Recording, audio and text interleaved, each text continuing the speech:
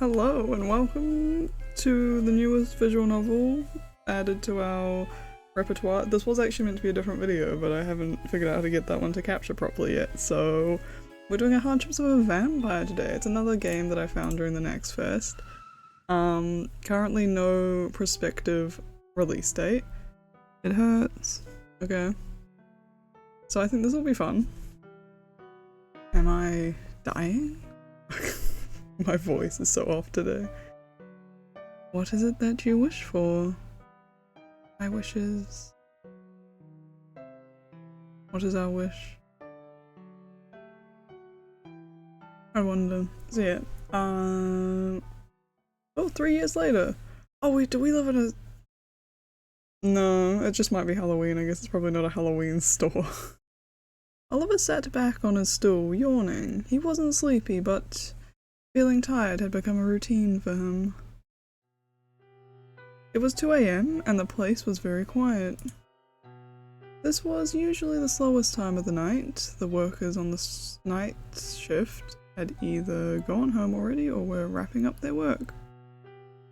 And there is still music. I can't hear it over myself speaking. It's so quiet. I have like the background audio so boost. Wait. You could probably...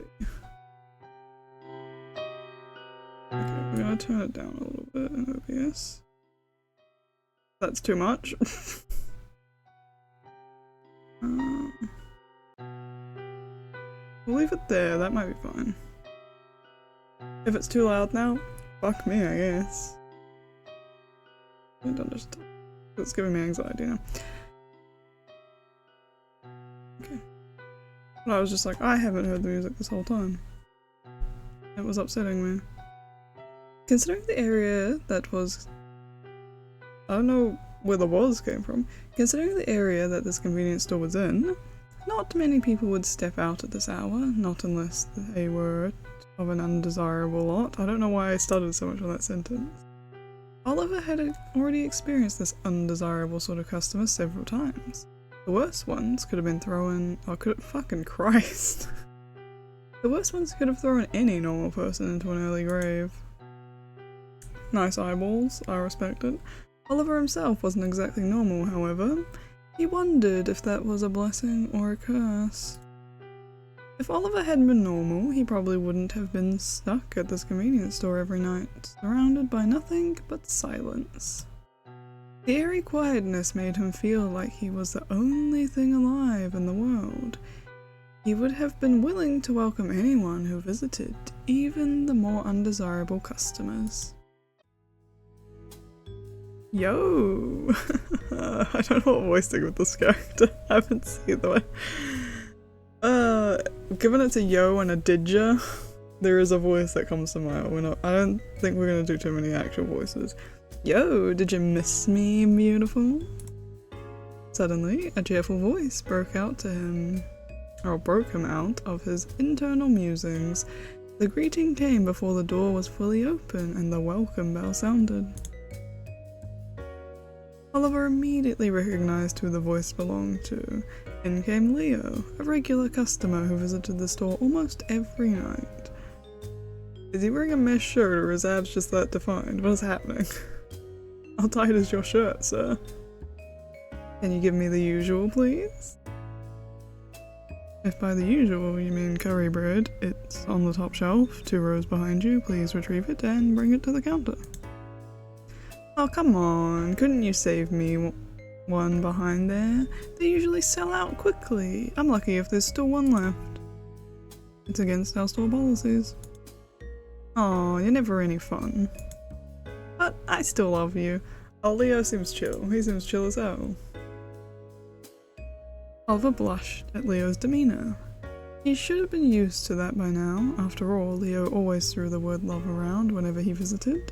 He could be serious, you never know. Oliver wondered if it was something he said to every store clerk he met.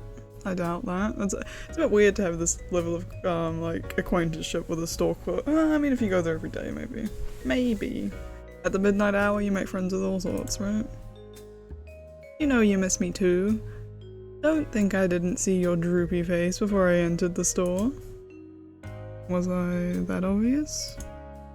Well, you have me to save you from your boredom here, at least for a little while. Here, you can keep the change. I already told you, I can't do that. Bum bum bum bum. Oliver dutifully, there is the word, Oliver dutifully took out the change from the register and handed it back to Leo along with his bread. You're so stubborn. Bending the rules a little wasn't gonna kill anyone, you know? It's not like those cameras actually work either, I can tell. Oliver had no idea how Leo knew that fact. He was only aware of this deception after some goods in the store were stolen and he had requested the camera footage. It turned out the cameras were all dummies, and Oliver's pay had been docked for all the stolen items.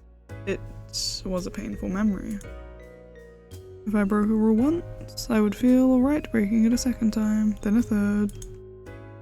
Then, eventually, all the rules meant to be kept things in order would be violated. I would get in trouble. That's not a future I want to see myself in. Fair enough. I guess I like that about you. You're so different from me. That was true. Leo's personality could be considered Oliver's polar opposite. Oliver still remembered how they first met. It was on another night like this, but a bit earlier. It was close to midnight. Oh, well, it wasn't spooky season apparently. A tired woman in a factory uniform stepped in. She didn't stop by any specific aisle. Instead, she went straight for the store clerk and asked him for some takeaway mixed noodles. Then the woman leaned in and whispered to Oliver. There's a strange man sitting in front of the store. I think I saw blood on his clothes. Can you help escort me out? It sounded like another gang member. The criminal activities had become very active near this area. Oliver felt he wouldn't have been surprised if someone decided to use the steps of his storefront as a place to loaf around. One unusual stipulation of Oliver's contract was that he was responsible for ensuring the safety of his customers, at least within the vicinity of the store. He reluctantly nodded. After he finished proceeding the transaction, Oliver led the woman outside as he promised. Indeed, there was a man sitting outside. His figure, while slender, seemed quite muscular. Isn't that the truth? You can see his abs through his shirt. And he was bleeding. A lot. Oliver could already see the blood pooling near the ground he sat on. The mess would be terribly difficult to clean, and the front step already looked like a crime scene. He's sitting in front of the curry bun sign, by the way. As Oliver observed the man, his gaze was met with curiosity. While they were having a staring contest, the customer slipped away into the night. Suddenly, the stranger broke their silence. I know I'm pretty, but you don't have to stare that long. Oliver scoffed at him. He was more concerned about the mess than this guy was making. Okay, I get it. Sorry for taking up the space here, but this store is the only place with the lights on around here. Can you just let me rest here for a moment, pretty please? I'll leave right away when my legs no longer feel like they're made of jelly. Get in. Eh? I said get in. I'm not letting you sit there and bleed out in front of our store. That would scare the customers off and I'd get in trouble. Oliver held out his hand, waiting for the stranger to take it. I have a first aid kit in the back room. Let me patch you up. You're serious? Oliver kept holding out his hand, refusing to answer. Green Square's nice name. The stranger finally grabbed Oliver's hand and laughed. You're a strange one. How did you stay alive till now? I've wondered about that too. That was what Oliver wanted to say. Huh. To be helped by a cute store clerk like you. This is certainly a first. Can't say I hate it though. The name's Leo. What can I call you, cutie? Oliver. I don't know why I've made him so creepy though. I was going for more like deadpan to the world, you know? He's getting kind of creepy the longer I proceed with this. Anyway, shortly afterwards, Leo revealed that most of the blood staining his clothes wasn't his. Oh, shocker. Oliver couldn't fathom how his clothes could have been this soaked. He was worried he might have been dealing with a murderer. Leo acted as if it was nothing, however. He just cheerfully waved goodbye to Oliver after the clerk patched him up. Ever since then, Leo kept coming back. It was once every week at first, but it soon turned into once every 3 days. Somehow it ended up becoming every day. Oliver was nervous with these interactions at first, but Leo always greeted him cheerfully. He would buy a few products, then engage in some small talk every time he visited. After a while, Oliver became used to his presence. He eventually felt grateful for it. Leo helped distract Oliver from the dreadful silence, even just for a little while. Did it matter if Leo might have been a murderer? Leo was a friend, and Oliver believed that he could look past that. What a friend, looking past murder for you. Nice decorations you've got there. It's really that time of year, huh? Yeah, it is! Spooky season! You know what, I didn't actually think this would be Halloween themed in the game. I picked it simply because it was quote unquote spooky themed. Yeah, Halloween. Even though no sane people would go trick-or-treating around this part of town.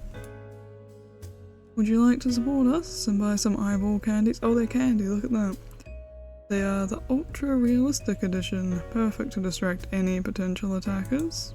Whoa, whose marketing pitch was that? It sounds fitting. I'm glad you think it might work. For some reason, our boss thought these candies would be a hit in our store. I would buy a bag if you hand-fed them to me. Sorry, but that request is borderline harassment. Figured you'd say that, so how's your day going? Nothing much, it's just work. Why, I appreciate seeing your cute face every day. You should get some days off and go out with me sometime. It can be even more fun than being holed up in here every night. I appreciate the invitation, but my rent won't pay itself. Plus, Oliver was skeptical about what Leo considered fun, considering his profession. While he didn't mind how Leo made a living, he wanted to stay out of trouble. You work too hard. I understand that you don't have much of a choice, given your condition, but maybe you could accept my help once in a while? You sure you don't want me to track down that hit-and-run asshole? It's been a while since we last talked, but I'm sure I can leverage my connections. Don't trouble yourself with that. It's not like my condition can be miraculously cured even if you find the culprit. I appreciate the thought, though. Oliver told Leo that he couldn't get any day job after having been struck by a car some time ago. The collision damaged some part of his frontal cortex, causing him to experience terrible headaches when exposed to daylight. Ah, vampires. That was the closest thing to the truth he could tell Leo. Well, I've got to get going. I guess the boss is getting impatient waiting for me. Leo finished his curry bread and threw the packaging into the trash. You should be careful. This area is getting dangerous now that Halloween is drawing near. Does the crazies come out with the spooks? What are you on about? You'd never know if someone in a costume would stab you with a knife. One that you thought was just a prop. Haha. Oh, has anyone seen the news recently about those dumb teenagers dressing up and like scaring someone at someone's house? And I was watching a video talking about it and all I thought was like, it's 2016 again with the fucking clowns, and they referenced it. I was like, no, don't bring it back. We don't want to deal with that again. The fucking clowns, man. It was a terrible time. 2016 sucked. For more reasons than one. I've lived here for 3 years. I know how to avoid trouble. This is scary. And during those 3 years, this convenience store was attacked 5 times, and 3 of those attacks happened to be during your shift hours. Well, damn. Don't look at me like that. I know these kinds of things. It's a miracle that you're still alive. A miracle indeed. Oliver stubbornly kept his mouth shut. He refused to continue this discussion. Acknowledging the cue, Leo shook his head and turned away. I need to go now, but just be sure to call or text me if you need any help. And don't do anything reckless. Yeah, I get it, but you should probably take your own advice as well, considering how often you turn up here all roughed up. I'm glad you know. Oh, what? What? I'm glad you care. You know, you love me. Not this again. I'm off. See ya. Bye-bye, Leo. As Leo left the store, everything fell into silence again. Oliver wouldn't say it, but he felt a bit down every time Leo left. He was fun to talk to, and Oliver really enjoyed his frequent visits. In this silence, it was hard to not let his mind wander back to the sorry state he was in. I'm not doing a welcome sound for the doorbell, because no. Oliver broke out of his thoughts just to see another customer enter the store. Is this Leo as a child? What is this? Oh no, he knows him, I guess. It was a kid that Oliver recognized. He had visited the store quite a few times, sometimes with younger friends. Oliver remembered that the other kids called him John. Because Oliver's shifts were always during ungodly hours, he could remember almost every regular who would swing by. This kid left a particular impression. He was one of the younger folk who kept going out at night. Oliver wondered if he had any curfew from his family. Perhaps he was just too sensitive, but Oliver felt like this kid always sneaked glances at him. And right now, he was openly staring. How can I help you? Why are you so close now? That made me uncomfortable. John walked over to the counter, picked up a packet of gum, and handed a few coins to Oliver, his eyes still fixed on him. Oliver rang up the gum packet and handed it back to John, awkwardly. Thank you for your patronage. John nodded and left the store. Alright. Short and sweet. What a strange kid. Oh, you know what? I know exactly how I can play this. I don't know why I haven't done it. Okay. Oliver's shift passed uneventfully after that. Just a few more patrons paid their visits, picked up a few snacks, and left just as quickly. Most people wouldn't want to hang around this part of town after sundown any longer than they could afford to. It was a long sentence, so my brain just couldn't comprehend the whole time. It was 5 AM. It was getting close to the end of his shift. Oliver knew the old inventory truck would arrive soon. Just as expected, he could hear the sound of an engine approaching the store. The rumbling stopped at the doorstep. As Oliver opened the door and greeted the driver, he could see someone at the back of the truck, already unloading the boxed goods. Elias, you're early today. Oh, a two-tone. We found our man. A handsome white-haired man. Handsome indeed. A handsome white-haired man fully stepped out from behind the truck. He carried a big box with his arms. No, he carried it with his fucking eyes. I don't know what voice to give him. I did voices, but who did I do so many? What was the last video I did so many voices? But can't think of a single voice for any of these characters.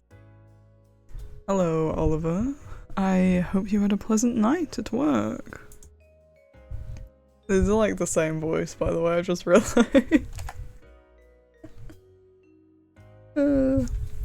It was alright. You don't need to do this. Your shift isn't until another half hour. Oh, he also works at the convenience store. Well, I'm already here, and I consider this a great morning exercise. I can't really just stand here and watch you carry all these boxes with that little body of yours. It wasn't my fault that my body only developed this far. Plus, I can lift these boxes just fine. Oliver picked up a box to prove his point.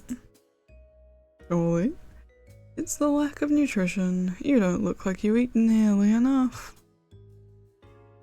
Oliver doubted that any more nutrition would improve his build now, but he wasn't going to tell Elias that. Elias was a friendly co-worker who always lent Oliver a hand when he saw him. Elias started working at the store at almost the same time as Oliver. He was one of the workers who stayed on the job the longest next to Oliver. I just love this little fucking pumpkin sticker, by the way. Convenience store jobs in this area had a high turnover rate for obvious reasons. While Oliver had his own reason to be stuck at this job, he was quite confused about Elias. The word is curious, I don't know why I went for confused. The young man seemed to be very much different from him as well. Elias was just so perfect. His face, hair, dressing style, mannerisms, and confident posture clearly demonstrated a privileged upbringing. Oh, bringing privilege into the story, hot damn. Elias always showed up at work looking impeccable, and he was very capable at his job. Are you done sucking his dick? Like, calm down. Jesus. I know I said he's my favourite character, but even I didn't go this hard on him. Don't take that out of context. Nah, do, who cares? I don't know how old he is, never mind, don't. We ain't like that. Yeah, no.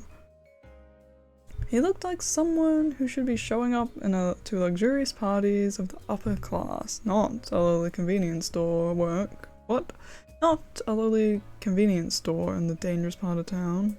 It was just a weirdly constructed sentence. It was a perfectly fine sentence, but just not how I thought that sentence would have gone. Oliver didn't pry because he had his own secrets, but the other co-workers also became curious. They ended up asking the worker. You could have just said his name. Why didn't you not say his name in that sentence? It's just... Okay, hold on.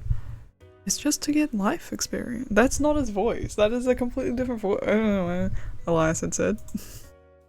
Oliver didn't really buy it, but then again, it wasn't any of his business. At long last, they managed to load all the boxes inside and restock the shelves. Oh, we're getting a dual frame. I'm uncomfortable. Now that was some good exercise. I've forgotten what his voice is already. Oliver felt sure it was, considering Elias had carried at least 3/4 of the boxes. Thank you. You didn't need to help me every night, though. I wanted to help. I always worry that your little body will get buried beneath that mountain of boxes one day. I'm not that small, but thank you.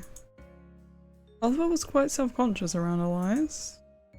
Perhaps it was just him being conceited, but he felt that Elias was extra nice to him. Their presentation... What? Their presentation were as different as night and day. Was? Maybe it should have been? I don't know. But Elias always went out of his way to help him. Being too close to someone as perfect as... What? Being too close to someone so perfect made Oliver want to squirm. This is a weird sentence. I don't know what's happening anymore.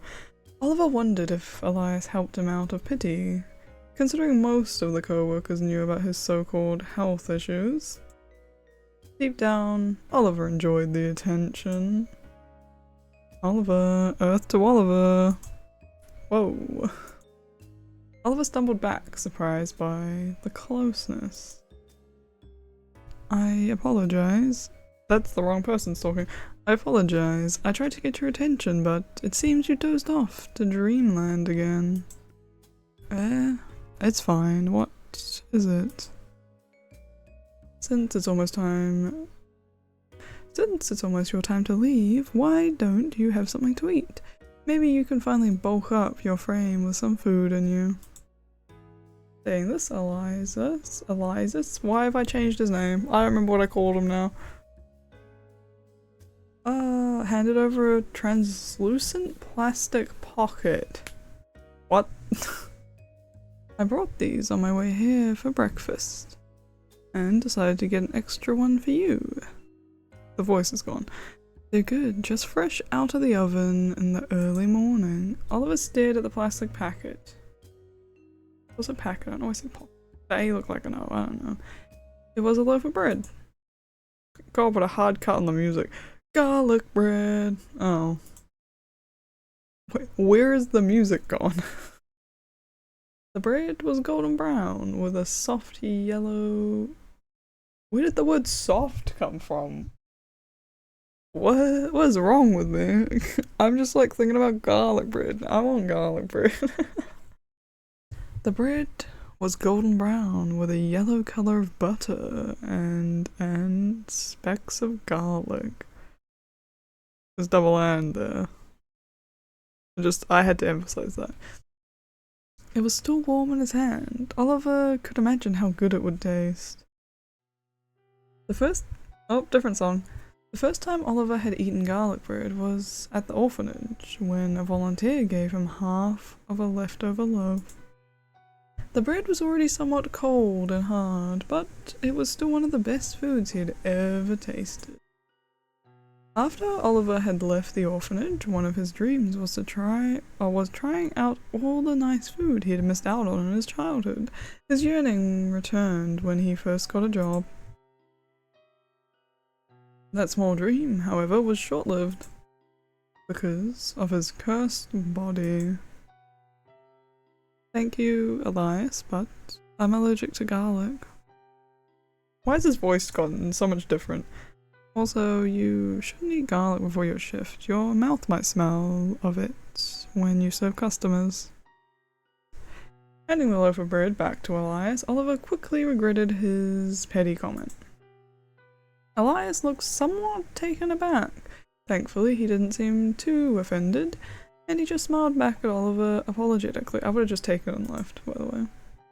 Sorry, that was short-sighted of me. I'll definitely avoid garlic before work next time. No, you didn't know I was allergic, and you don't need to spend your money on me anyway. Don't worry, these loaves were inexpensive today, and I notice how your eyes seem to light up whenever someone brings some nice food to work. Is it that obvious? It would be embarrassing if everyone at work thought he was a glutton. Don't worry, only I can tell. We've been co-workers for 2 years. I know what to look for when it comes to you. The way Elias said the words "when it comes to you" made Oliver's chest tingle. There was something oddly suggestive about it. Well, I have to go now. See you. I made him such a soft boy. Anyway, it went from indifference to soft boy so quickly, and anyway. Oliver picked up his bag and ran into the back room to change. He could hear Elias laughing softly behind him. I'll see you again very soon. I have the evening shift today too. Bum, bum, bum. If Oliver wasn't so naturally pale, his face would have turned a beet red. Talking to Elias always made him feel flustered. It was like the man had been trying to get a reaction out of him. But he shouldn't have any reason to do that. It was still dark out when Oliver left the store. The sun, thankfully, hadn't risen won't rise for at least another hour. The walking animation. I didn't expect them to have a walking animation, even though it is just them bobbing, right? As Oliver arrived at the main road, he could see someone pushing a familiar cart of food on the side of the road. This is the main road, by the way. Where do we live? Oliver salivated at the aroma of freshly steamed meat buns, boiled corn, and porridge, which came from the cart. I mean, you gotta have money at this point. You can buy yourself food. Chill out. That store was quite popular with the locals. Its owner must have been well respected by the punks in the area if they were able to do business there without any issues. Even though this was a regular occurrence, it took a lot of willpower for Oliver to turn away from the food cart. Oliver had rent to pay, and his money was already running low. He couldn't afford to spend his money frivolously, I don't know why I started. Oh, he's walking fast. Oliver picked up his pace and hurried on past the cart. Oliver left the main road and stepped into an alleyway. This area had a bad reputation for criminal activities. 2 years ago, the criminal activity in the area escalated, and it became dangerous for normal people to go out there at all. It's raining real hard right now. It's been so gloomy the past few days. Which is wonderful, but terrible, you know? This had happened before Oliver became what he was. A rundown factory had suddenly exploded, revealing a secret facility beneath it. After that, criminal activities increased tenfold, and many gangs were formed in the area. Fights broke out often, and deadly crimes happened on a regular basis. That had driven most residents away from this area of town. Unfortunately for Oliver, both his workplace and living place were close to the ruins of that exploded building. It was the only place where Oliver could afford to live and work without his paperwork being checked. Oliver slipped past the dark alley as fast as he could. He needed to avoid running into the bad guys and get home before the rising sun. Oliver finally arrived back at his little rental room's door. His room was just a tiny space under the stairs of an old apartment complex. It had probably been converted from a janitor's supply closet back when the building had still been maintained. It was the cheapest room in the building, and for good reason. Unfortunately, it was the only lodgings that Oliver could afford. Oliver noticed some papers. I realize the music is shit low right now, but anyway. Oliver noticed some papers stuck out from his door's mail slot. He took them out and flipped through them. There were some photos. I was gonna say filters, well, it's not filters, what's wrong with you? There were some flyers advertising laughing gas, meth, and some illegal substances. It was nothing new. Finally, Oliver found several slips of paper that he had been dreading. There was his electric bill, which looked clearly inflated by his little room. There was nothing new either. That was nothing new either. The power meter was in a public area. It was common that the crafty neighbours would tamper with it and run up their other neighbour's clock to reduce their own. The first time it had happened, Oliver had tried to argue with the landlord. The landlord hadn't cared, however, and he had been told it was his responsibility to pay for what his meter read. The landlord told Oliver that, if he had any issues with the other tenants, he should settle things with them himself, or learn how to fix his own meter.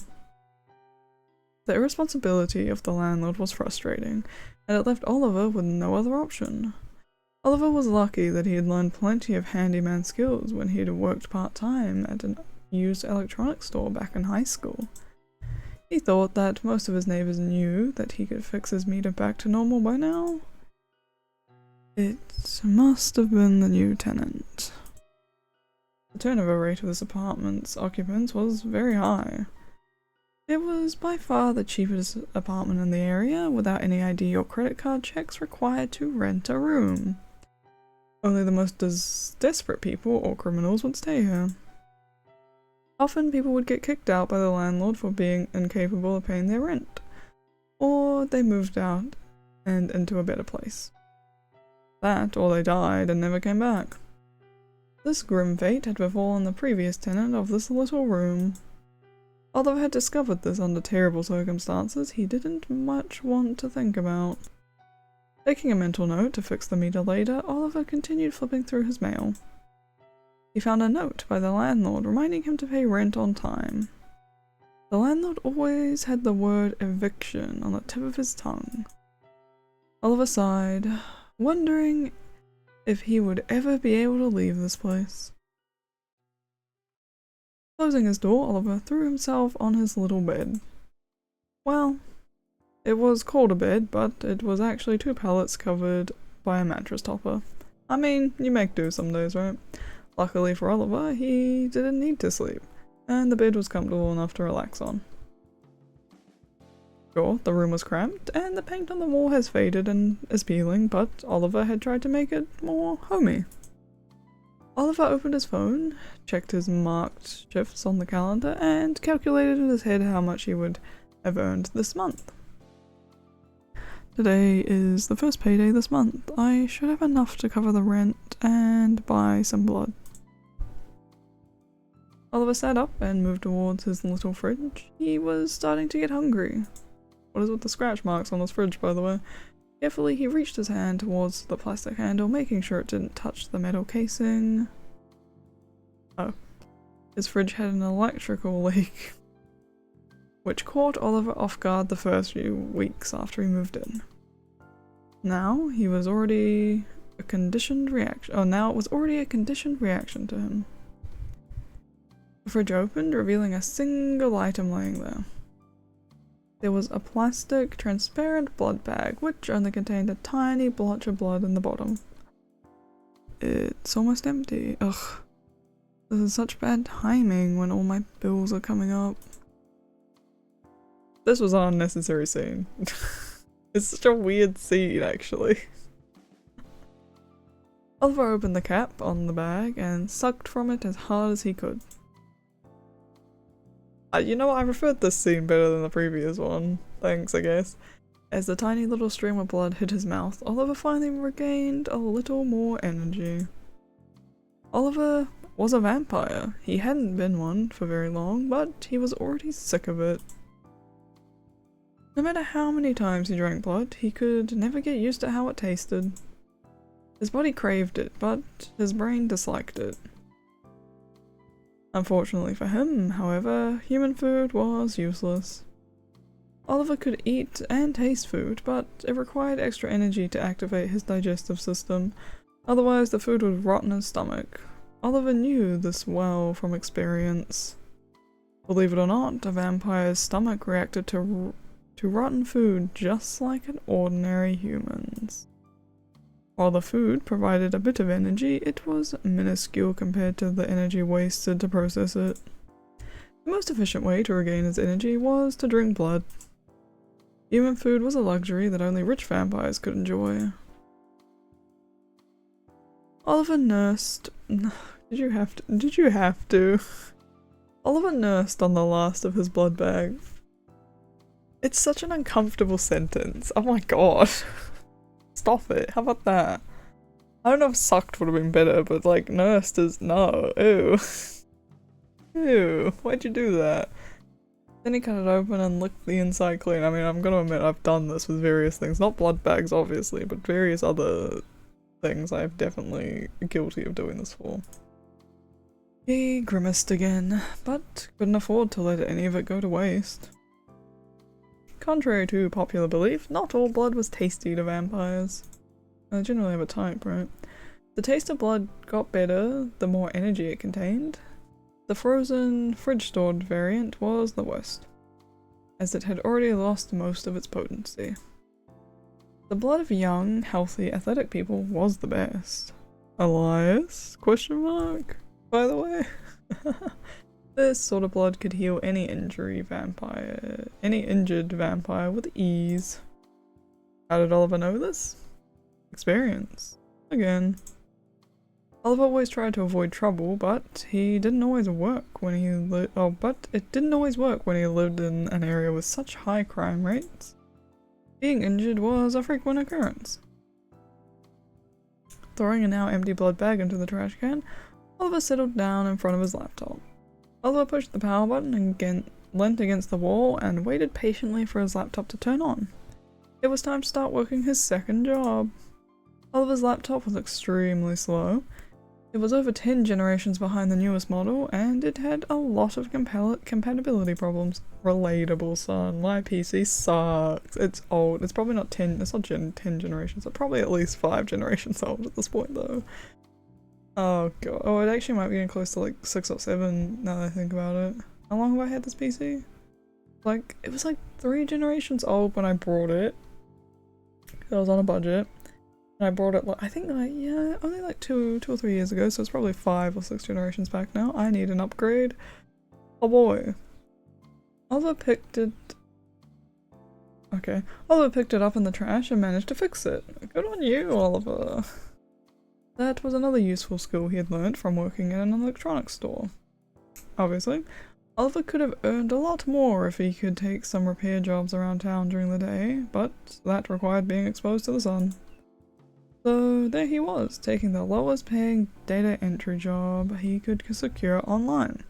The only reason he consistently got this job was because his rates were much lower than his competitors. Oliver's delivery had always been consistent for the last 2 years. Most people would have moved on from the job like this after finding something which paid better. This was a job simple enough his laptop could handle, so it was a real blessing. There were so many outdated plugins and so much outdated software on his laptop, Oliver couldn't even use it to watch videos. Oliver had learned to modify some programs so that they could run on outdated hardware, and he had even written a few scripts to help him speed his work along. Oliver had actually wanted to go into college to learn some computer science, but that had been before his life imploded. He still tried to spend some time learning, but it had been increasingly difficult. The time flew by while Oliver focused, and the sky turned dark before he knew it. As Oliver finished his quota for the day, he decided to check the news a bit. What kind of news should he check? Oh my god, our first ever option in the game. Do we want crime report, travel report, or news? Social news. I'm curious what social news. Oh, okay.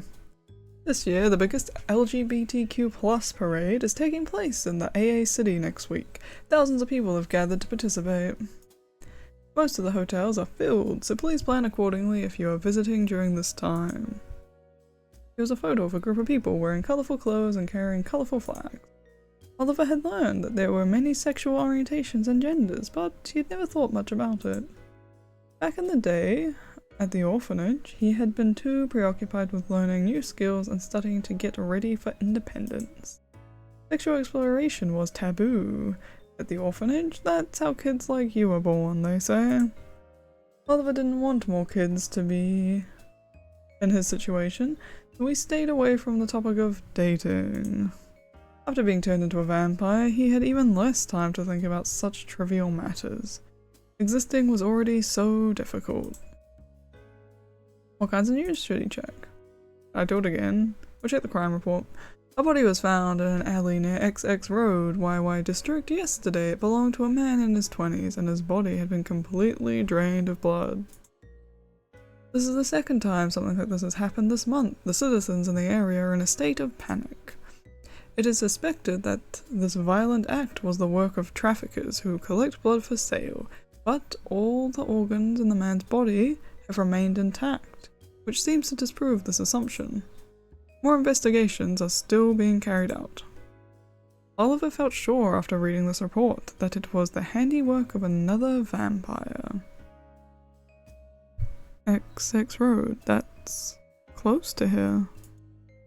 Oliver knew that this area had a sizable population of vampires, but not many of them would dare to attack civilians.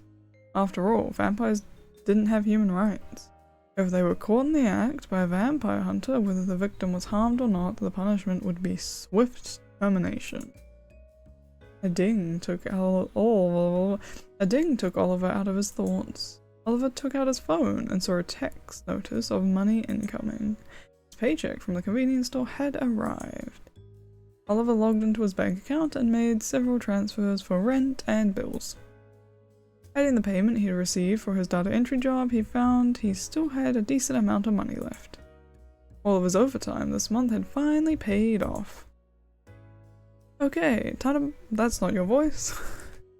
Okay, time to buy some blood. That's also not your voice, but I don't care. Maybe I could reward myself with a little snack too. Oliver picked up his key and got going. I'm trying to figure out where I should pause this episode. I don't know how long this demo is, you know? I'm like, I don't want to stop it like 5 minutes before the end of the demo. So if he ends up in a situation where he's going back to his job at the convenience store, I'm thinking that's where I'll end it. When Oliver arrived at the familiar restaurant, it was already a bit crowded. It was the early evening and many people came there. This is a different song, it's a jam. And many people came there for dinner after a long day at work. The food there was affordable and very tasty, at least as far as Oliver could tell from the few dishes he had sampled. Or maybe he'd gone without human food for so long that anything felt tasty to him now. Oh, isn't it Oliver? Come on in, we still save your regular spot. Yes, please, thank you, Miss Nancy. Nancy, the waitress, was the wife of Robert, the restaurant's owner. It's a jam. He spotted Oliver and invited him into the VIP area, where there were a bunch of curtained stalls. This was a peculiar feature of Robert's restaurant. They provided private booths to customers so that they could eat in privacy, which was actually a front for the vampire clientele the restaurant had. These private booths let vampires eat in privacy without causing a panic. The restaurant was no ordinary restaurant. It was, in fact, a shelter which provided support to vampires. Oh, how nice. As Miss Nancy led Oliver to a private booth, she looked at him suspiciously and said, "You look awfully thin. You haven't been fasting again, have you?" Not really. I've been drinking enough and all." Even if he had been rationing the blood, he still wasn't fasting. You say that, but I don't know, you're looking skinny again. If you pull what you did last time, you won't be hearing the end of it from me or my husband. Even if you can't afford blood, you could still come and ask us for help. We're not running a charity here, but we'll always be welcome. Oh, but you'll always be welcome here, please. Feel free to take advantage of that, Oliver. You know that my husband and I are very fond of you. Hey, Miss Nancy. Nancy! Not so loud. The other vampires might hear you. Oliver nervously looked around. Thankfully, none of the stalls were occupied. Apparently, it was still too early for vampires to come here. Oh, isn't it Oliver? Why is everyone so built in this game? What the hell's happening? Look at this man's shoulders. What the hell? Also, why does everyone wear skin tight clothes? Also, why did Nancy not get a face but you get a face? Nancy. Isn't it Oliver getting lectured by Nancy again, aren't you? Hey, Robert, please tell her that I've already learned my lesson. Oliver sighed in relief at the sound of Robert. Hopefully he could get out of Nancy's interrogation. Well, last time you starved yourself, you almost gave this old lady a heart attack. We can't have that happen again, now can we? Oh dear, stop fussing so much. There hasn't been a report of that since then, has there? There better not be if you haven't found him. Oh, if you hadn't found him, we would have had...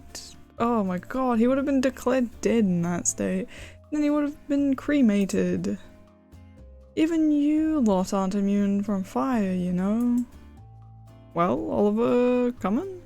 There is obvious proof that he ain't neglecting his feeding, isn't it?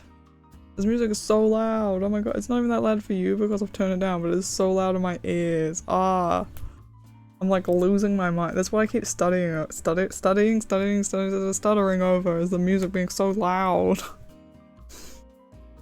Oliver nodded his head so hard his bangs began to flutter. Fine, fine, whatever you say. I'm getting back to the customers now. Feel free to carry out all of your vampire business in here. With that, Nancy went back to the busy front of the restaurant. She's not wrong, you know. Not you two. A vampire needed human blood for energy. If a vampire went without blood for too long, the body would lose the ability to move at all. Then it would shut down to preserve energy. In that state, a vampire's body looked no different from a corpse. Oliver was lucky that one time he had overestimated his ability to go without blood. Robert had come to check up on him and he'd managed to revive him in time. Jesus Christ. If his landlord had found him unconscious in his apartment, he would have been thrown into the blazing sun and he would have been burned. Well, we need to make sure that never happens again, so we need to get some food into you. How much do you need this time? How much per pint? The market price, please. Oh, come on, Oliver, why do you keep making this so difficult for yourself? The missus will scold me. It's because it's not fair for the other vampires, and it would be bad for your business if you keep giving me special treatment. Oliver was extremely shocked when he discovered that Robert, I don't know why I started there, had been selling him blood for 50% of the market price back then. You run this establishment, but most of the blood comes from donations and sponsors, right? Supply is limited as it is, so it wouldn't be fair if I took more than everybody else, but for half the amount of the money. We all need blood to survive. You know, as the owner of this place, I can decide to prioritize certain customers over others. Ain't that the truth, Robert? Ain't that the truth? You tell him. It's well within my rights to decide who deserves more blood. You definitely fit the bill. You've told me that before, but I'm perfectly capable of taking care of myself. I disagree. Everything has proven that that statement is factually false. Incorrect. You can't take care of yourself to save your life. You almost died. Ah. I will take you up on the offer if I'm unable to even do that much. That was a lie. Oliver would rather die than become a burden for society. Or vampire society. Fine, you win. The price is 430 rams for a pint. That much? Wasn't it $3.90 last month? Oh wait, did I say 430? My bad. Sorry, Oliver. It's actually $3.90. Too late. You're terrible at lying, Robert. Oliver took out 430 rams and pushed it towards Robert. Robert sighed in defeat and took out a bag of blood from the fridge, which he then gave to Oliver. It's strange that the price has gone up so much though. Did something happen? What else would have happened other than those idiotic vampires murdering others for blood? Naturally, the government already knows that vampires have been responsible for these attacks. They've been limiting the donations we can receive because reporters have been prying into businesses like mine after these attacks. The sponsors have also reduced their supply and they told us to control our population better. Our grey market source had to go quiet to avoid the attention as well. Control our population? Does that have to do with it? Or what does that have to do with it? The culprits of the crimes were caught real fast. There were more than one of them? Who do you think the vampire hunters are? They're scarily efficient. They tracked down and eliminated the culprits the day after the incident. Apparently, they were both newly turned vampires who couldn't control their instincts. This place's role, at the front, is to support vampires that coexist peacefully with humans. But the higher-ups purpose is population control. They can't let vampires grow too much, so they're controlling the blood supply based on the estimated population of vampires in the area. When the number gets too high, they tighten these restrictions. That's complicated, but does this mean we're stuck with these inflated prices because of somebody else's mistakes? I told you that the success rate of people being turned into vampires is real low, right? Oh, you did. You said that the younger the vampire is, the less likely they'll be able to turn somebody else. Is that right? That's a simple way to put it. There's a lot of variables that contribute to the success of turning a human into a vampire into a human. Generally, however, the older the vampire is, the more likely they'll succeed. Younger vampires tend to have less energy stored up in their blood, which makes it more likely that they'll ritually fail. And once it fails, it irreversibly damages the subject's body and results in death. Because of that, not many vampires are willing to turn any human into one of their own. It takes a lot of energy and resources to create a vampire, and without a liability waiver, a dead test subject can get vampire hunters to come sniffing about. The number of newly created vampires in this area has been unusually high the last few years though. We're averaging 3 new vampires a month in a little district like this, and of course, there have been a lot of failed subjects too. This turning rate is real high for such a small area. I've seen people suspect this is the work of an ancient, powerful vampire, or a small group of vampires that are trying to turn as many humans as they can together. Wait, you said that it had been going on for the last 2 years. Does that mean I also... Your circumstances were a little unusual, but it's a possibility. Oliver never knew who turned him into a vampire. He passed out right after the traffic accident and woke up as a vampire. I hope it wasn't them. I'm grateful to still be alive though. Well, whoever turned you didn't fully finish their responsibility. All they did was leave you on my doorstep. At this rate, buying blood is going to be very expensive then. If the pool is getting smaller, however, that's even more of a reason to buy it at a fair price. You're saying that, but there are ways of getting blood for free.